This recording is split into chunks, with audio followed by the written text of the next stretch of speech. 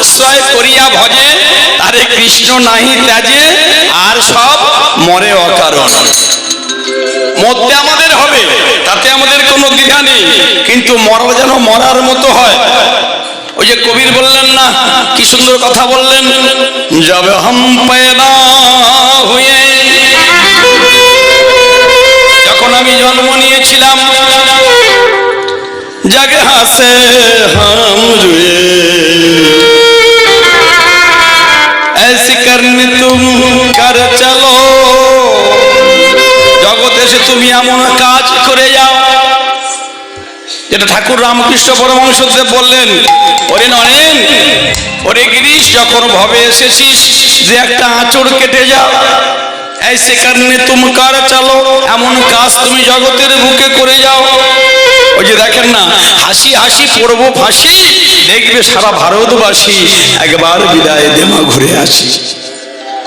তাহলে এমন কিছু কাজ করে রেখে যেতে হবে যেন দেশের লোক, দশের লোক, আমার গ্রামের, আমার পাড়া প্রতিবেশীর মানুষ, এই সমস্ত যারা আজকে আমাদের মধ্যে নেই, তাদের জন্য আজকে আমাদের কারো কারো মনটা বিগলিত হচ্ছে। হরি বল। কারণ ঝিনি রে ঝিনি চাদরিয়া, এই দেহটা একটা চাদরের মতো। এই চাদর যখন নোংরা হয়ে যায়, যখন মলিনতায় পরিপূর্ণ হয়ে যায়, বাসাংসি জীর্ণানি, বাসাংসি মানে বস্ত্র, জীর্ণানি মানে জীর্ণ, যখন জীর্ণ হবে তখন আমাদের দেহটাকে ছেড়ে দিতে হবে। এর জন্য দুঃখ পাওয়ার কিছু নেই, কিন্তু যে কটা দিন আমরা থাকবো সেই কটা দিনে আমরা যেন ভগবানের নাম করতে পারি, আনন্দ সঙ্গে বাঁচতে পারি, মানুষের উপকার করতে পারি।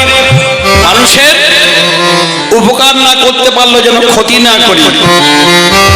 সত্য কইও বিনয়ী হইও, না করিও পরধনে আস, এতে যদি না মুক্তি মেলে জামিলে লইল তুলসীদাস। হৃদয় গৌর হরি হরি বল। সত্য কথা বলবে, সৎ পথে চলবে, বিনয় প্রকাশ করবে, পরের ধনের আশা করবে না, এতেই তোমার মুক্তি হয়ে যাবে। তাহলে মধুময় শ্রীরাম বৃন্দাবনে আমরা যাব, আজকে দর্শন করব। আজকে উত্তরপ্রদেশ, সেই ইউপি, সেটা এখন ভেঙে হয়ে গেছে একটা মধ্যপ্রদেশ আর একটা উত্তরাখণ্ড। চলুন আমরা সবাই মিলে বৃন্দাবনে যাব। প্রেম সে বলিয়ে রাধা রানী কি, শ্যাম সুন্দর কি, হরি বল। ওগো মধ্যপ্রদেশ রাজ্য,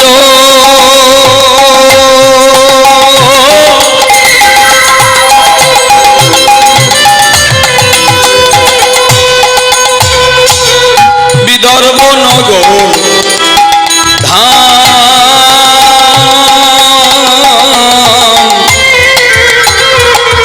ওগো মধ্যপ্রদেশ রাজ্য,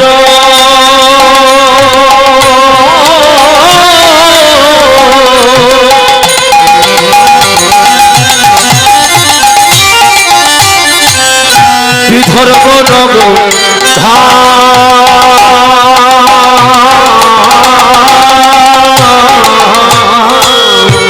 ওগো শিপ্রা নদীর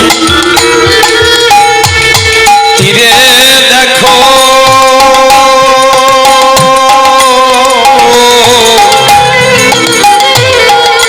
অবন্তী নগর গাছ,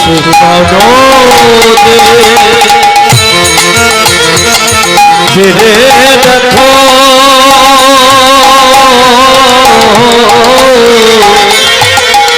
অবন্তে নগর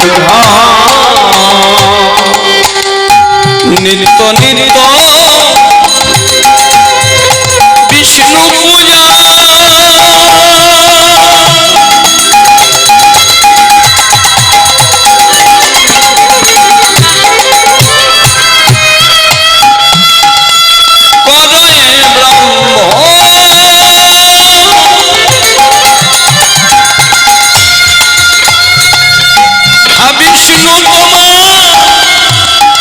তোমার হলাম বলে,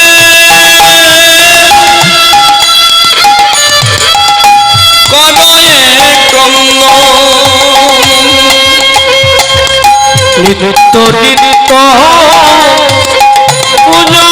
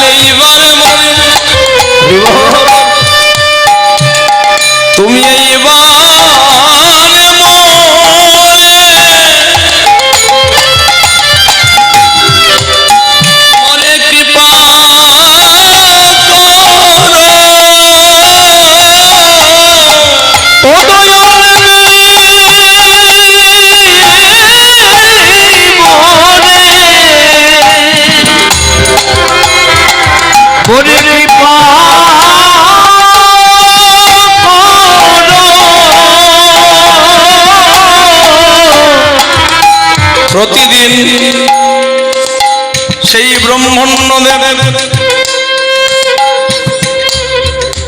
সেই ব্রাহ্মণ অবন্তীনগর গ্রামের সমস্ত যজমানদের বাড়িতে পূজা সেরে এসে নিজের ঘরের মধ্যে রয়েছে ভগবান শ্রী বিষ্ণু নারায়ণ শিলা। সবার শেষে ভগবানের চরণে চন্দন চর্চিত তুলসী পত্র দেয়। ভগবান চিন্তা করেন, এই জগতের মানুষ তোমায় ডাকে, ভক্তগণ নিরন্তর ডেকে চলেছে, কিন্তু ডাকার মধ্যে আবার প্রকার ভেদ আছে বাবা।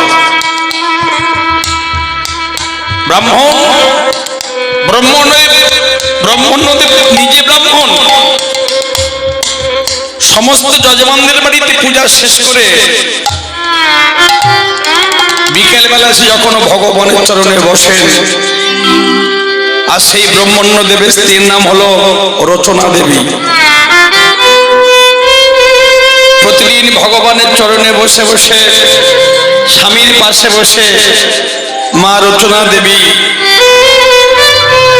এমন প্রতিব্রতা রমণী, এমন সহধর্মিণী পেয়ে ব্রহ্মণ্যদেব তিনি ধন্য হয়েছেন। শুধু স্ত্রীগণ স্বামী পেয়ে ধন্য হয় না বাবা, স্বামীগণ স্ত্রী পেয়ে ধন্য হন। ভাগ্যে ভার্যা, পুণ্যে পুত্র, আর তপে রাজা। মাতা রচনা দেবী সুন্দর করে পুষ্প চয়ন করে মালা গেঁথে রেখে দেয়।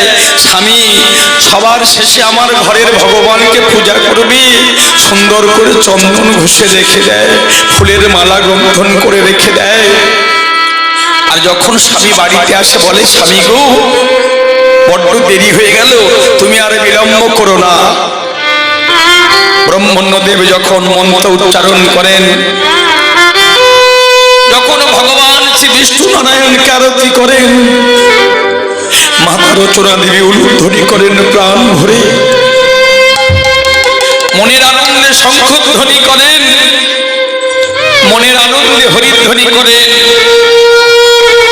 অন্তর্যামী ভগবান শ্রী গোবিন্দ আমার মনে মনে চিন্তা করলেন, স্বামী স্ত্রী এত বড় ভক্ত, যারা আমায় এত ভালোবাসে, জগতের বুকে যদি তাদের নামটা আমি লিপিবদ্ধ না করে যাই, তাহলে জগতের বুকে তো কেউ আমায় ভক্তবৎসল ভগবান বলবে না। ভগবান যখন আমাদের কিছু দিতে চান, তখন আগে আমাদেরকে একটু বাজিয়ে নেন, পরীক্ষা করেন মা। ভগবানকে ডাকতে গেলে একটু দুঃখ পেতে হবে সাময়িক, আর সেই দুঃখ পেয়ে পিছিয়ে পড়লে চলবে না। প্রতিদিন ভগবানের চরণে নৈবেদ্য নিবেদন করেন। ওগো পূজার ডালা সাজাইয়া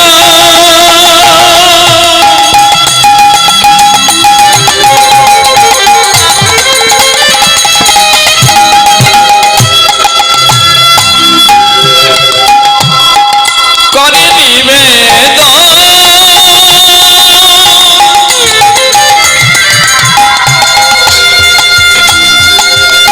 কৃষ্ণ কৃপা করো বলে, করয়ে ক্রন্দন গাই ওর হরিব জয়া পূজা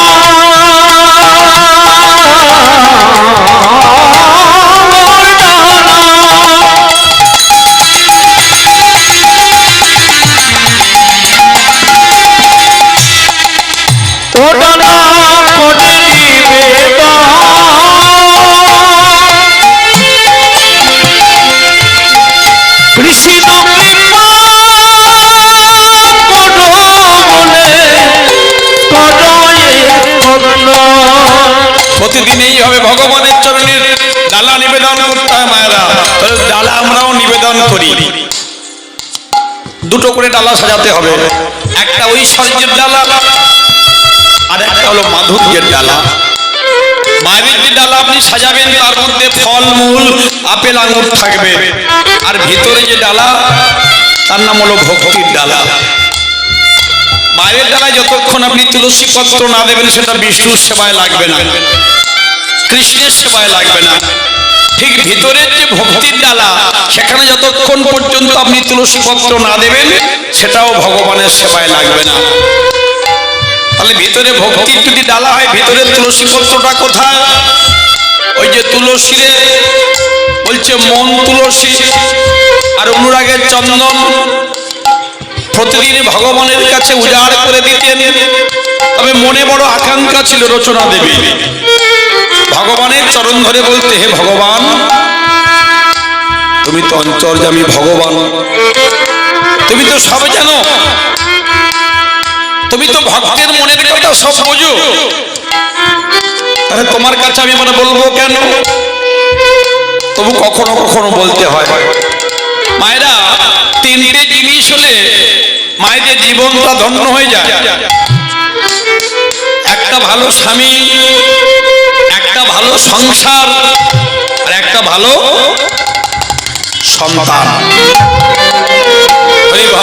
ভগবানের কাছে বসে বসে কাঁদে রচনা দেবী, একটি পুত্র দাও হে প্রভু তোমার সেবার করে, আমায় একটি পুত্র দাও হে প্রভু তোমার সেবার করে, পুত্র দাও হে প্রভু তোমার সেবার করে, আমার একটি পুত্র দাও হে প্রভু তোমার সেবার করে, আর কোনদিন চাইব না কিছু, আর কোনদিন চাইব না কিছু, তোমার চরণ কমলে একটি পুত্র দাও হে প্রভু তোমার সেবার করে, একটি পুত্র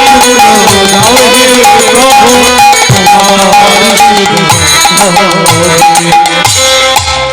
ভগবান ভক্তের মনের কথা জানতে পারলেন। লীলা প্রকাশের নিমিত্তে ভগবান লীলা শুরু করে দিলেন। হরি বল।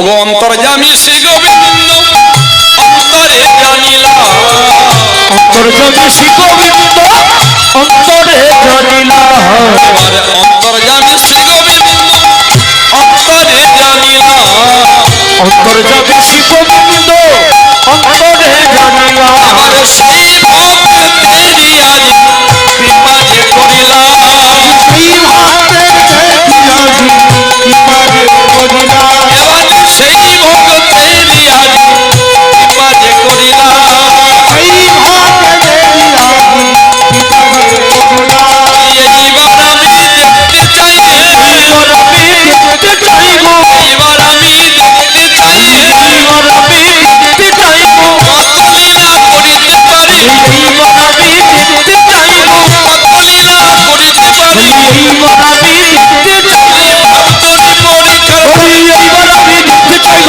ওরে এইবার আমি দেখতে চাইব, ওরে এইবার আমি দেখতে চাইব, ওরে এইবার আমি দেখতে চাইব, এইবার আমি দেখতে চাই, এইবার আমি দেখতে চাইব। ভক্তমন্ডলী আমার, ভক্তিমতী মায়েরা, ব্রহ্মণ্যদেব রচনা দেবীর তো অনেকটা বয়স হয়ে গেছে। এখন হঠাৎ মা আমার যখন অন্তঃসত্ত্বা হলেন, মানে গর্ভবতী, তখন ওই অবন্তী নগরের মায়েরা বাবারা বলা বলি করতে লাগলো, কি ব্যাপার? এতদিন যাদেরকে আমরা অপুত্রক জানতাম, ব্রাহ্মণ হলে কি হবে, যাদের দেখলে আমাদের দিন ভালো যায় না মনে করতাম, আজকে সেই মা রচনা দেবী গর্ভবতী হয়েছে। ও একে দুই তিন করি সপ্তম মাস হইল, তবে দুই তিন করি সপ্তম মাস হইল, শুভ দিনে শুভক্ষণে সাধ ভক্ষণ করিল, শুভ দিনে শুভ ক্ষণে সাধ ভক্ষণ করিল, শুভ দিনে শুভ ক্ষণে সাধ ভক্ষণ করিল। তাহলে শুভ দিনে শুভক্ষণে সাধ ভক্ষণ করিল। সাধ ভক্ষণের দিনে সকালবেলা জামাই ফোন করেছে, হ্যালো ড্যাড, খুব সাবধান মায়েরা, এগুলো ভাগবত তত্ত্ব। প্রথমে হবে এক্সাম্পল, উদাহরণ, উপমা, উদাহরণ, তারপরে থাকবে সিদ্ধান্ত, একটা দৃষ্টান্ত, একটা সিদ্ধান্ত। এখন জামাই ফোন করেছে, শ্বশুর মশাই একটা কাতলা মাছের মাথা নিয়ে এসেছে বড়। এখন 7 ভক্ষণের দিনে মেয়েকে খাওয়াতে হবে তো ভালো মন্দ, মনের যে আশা এটা নয়। ভাগবতের সিদ্ধান্ত এগুলো বলছেন না, কি বলছেন? বারবার বলুন, 7 ভক্ষণ, 7 ভক্ষণ, 7 ভক্ষণ। 7 ভক্ষণ মানে সাধনার সার বস্তু। 7টি সাধনা করে যে বস্তু ভক্ষণ করানো হবে সেটাই 7 ভক্ষণ। অর্থাৎ ওই শুভ দিনে, শুভক্ষণে, শুভ তিথি যোগে ভগবান শ্রীবিষ্ণুর চরণ তুলসী জল অথবা ভগবানের প্রজ্ঞান্ন অথবা জগন্নাথ দেবের মহাপ্রসাদ ওই ক্ষণে সেবা করাতে হবে। নিতাই গৌর হরি হরি। তাহলে সেবা করাতে হবে। যদি আমরা সেবা করাতে পারি গর্ভটা সুস্থ হবে। কারণটা কি? সন্তান ভালো হবে। সৃষ্টি করতে গেলে আগে স্রষ্টার অনুমতি নিতে হবে। সৃষ্টি করতে গেলে আগে স্রষ্টার অনুমতি নিতে হবে। মায়েরা কথাটা বোঝা গেল? নতুন শাড়ি পরতে হবে, ভগবানের কাছে বসতে হবে, 2 ফোঁটা নয়নের জল দিতে হবে। তবে তার আগে একটা কর্তব্য আছে মায়েরা, যে দেশের মাটি ভালো সে দেশের ফসল ভালো। মা যদি ভালো হয় তবে সন্তান ভালো হতে বাধ্য। এই যে হোলিকা উৎসব হয়ে গেল, হিরণ্যকশিপুরের বোন ছিল, তাহলে হিরণ্যকশিপুর সে কৃষ্ণ বিদ্বেষী, হরি বিদ্বেষী, বিষ্ণু বিদ্বেষী। আর তার সন্তান প্রহ্লাদ কৃষ্ণ ভক্ত। কি করে হলো? তার স্ত্রী কয়াধু, তার সহধর্মিনী কয়াধু, তিনি ছিলেন কৃষ্ণ ভক্ত। গাছের গোড়া যদি ভালো হয় ফল ভালো হবে, আর কলের লেয়ার যদি ভালো হয় জল ভালো হবে। তাহলে মায়েরা দায়িত্বটা আপনাদের নিতে হবে। হরি বল। ওগো 7 8 9 যদি 10 মাস হইল, 7 8 9 পড়ি 10 মাস হইল। এবার শুভ দিনে শুভক্ষণে পুত্র জন্মিল। শুভ দিনে শুভক্ষণে পুত্র জন্ম হইল। শুভ